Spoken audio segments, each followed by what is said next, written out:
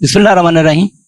नाज़रीन, इस video clip में आपको ये बताया जाता है कि जो मूंजी का मैकेनिकल ट्रांसप्लांटर है उसके फ़वाइद तो बहुत मैंने बताए हैं, 10 फ़वाइद हैं। तो क्या उसका कोई मनफी पहलू भी है, कोई मुश्किल भी है, उसमें कोई रुकावटें भी हैं उस अमल में, या अगर रुकावटें नहीं हैं तो फिर काश्तकार क्यों नहीं इस्तेमाल करते? बात यह है कि इसमें कुछ प्रॉब्लम भी हैं। इसमें पहली बात तो यही है कि पूरी ट्रेनिंग की ज़रूरत होती है। आम आदमी तो खुद इसे कर ही नहीं सकता। ये मुख्तलिफ सर्विस प्रोवाइडर जो है ना, उनकी खिदमात लेनी पड़ती हैं। तो सर्विस प्रोवाइडर सारे ऑनेस्ट नहीं होते। आप एक मरतबा राह पे आ जाने या वाह पे आ जाने में एक मरतबा करके देख लें। बाद लोगों के साथ तो बहुत अच्छा सलूक हो जाता है, बाद जो है ना रुल जाते हैं। तो बात का यह है कि बड़ा काश्तकार तो अपना प्लांटर भी खरीद लेता है, ट्रांसप्लांटर, लेकिन छोटे काश्तकार जो सब लोग अगर मैकेनिकल ट्रांसप्लांटिंग आ जाए तो ये काफ़ी डिफ़िकल्ट है। ये सर्विस प्रोवाइडर जो है ना बताते खुद वो रुकावट है। फिर यह है कि मौसम सबसे बड़ी एक रुकावट है। अगर मौसम साजगार रहे तो फिर तो ठीक है।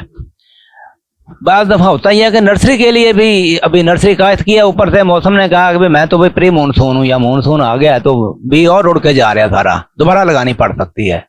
मुंतकली के बाद छोटी छोटी नर्सरी होती है, बारिश से पहले आ जाता है, सारी डूब जाती है।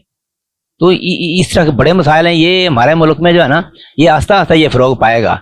तो फिर यह है कि लेज़र लेवलिंग अगर हो ना तो फिर तो ठीक है, कामयाब है। लेकिन राइस जोन के अंदर तो लेज़र लेवलिंग का रवाज ही नहीं है। तो फिर इतनी हैवी सख्त किस्म की ज़मीनें जो है ना, उनके ऊपर और वसी पैमाने पर लेज़र लेवलर जो है ना, प्रिसीजन लेवलिंग जो है ना, वो वहाँ पे जो है ना मुमकिन भी नहीं है। तो बात यह है कि बगैर ये इसकी एक आप समझ लें कि इसकी डिफ़िकल्टी कह लें, इसकी प्री रिक्विजिट कह लें कि लेज़र लेवलिंग भी ज़रूरी है। लेज़र लेवलिंग ना हो तो बड़ा मसला बन जाता है, डूब ही जाती है नर्सरी, एक तरफ से डूब गई एक तरफ से खड़ी है। तो इस तरह के खेत में लगाने की बजाय आम तरीके से लगा लेना ही बेहतर है। फिर एक और चीज़ के नर्सरी की उम्र अभी छोटी 20-25 दिन की हो तो इसके अंदर अंदर लगानी ज़रूरी है। अगर किसी वजह से मौसम ख़राब हो जाए या कोई और वजह बन जाए, नर्सरी बड़ी हो जाए, तो ये काम ख़राब हो जाता है, फिर लग ही नहीं सकती। ट्रांसप्लांटर जो है ना, ये बड़े साहब 25-30 दिन की नर्सरी, 40 दिन की नर्सरी तो वो लगा ही नहीं सकता, बड़ा पंगा ही पड़ जाता है। तो ये इसकी इस तरह के मैनुअल तरीके में तो आपको पता है कि 40-50 दिन की नर्सरी भी बड़ी आसानी से लग जाती है। बल्कि उसमें ये तजवीज़ किया जाता है 2-2, 3-3 पौधे जो लगाना शुरू करते हैं, चलो उसमें तो कमी वाली बात ही नहीं रहती। इसी वजह से अभी बहुत तेज़ी के साथ जो है ना, ये मैकेनिकल ट्रांसप्लांटिंग जो है ना, ये फ़रोग नहीं पा रही।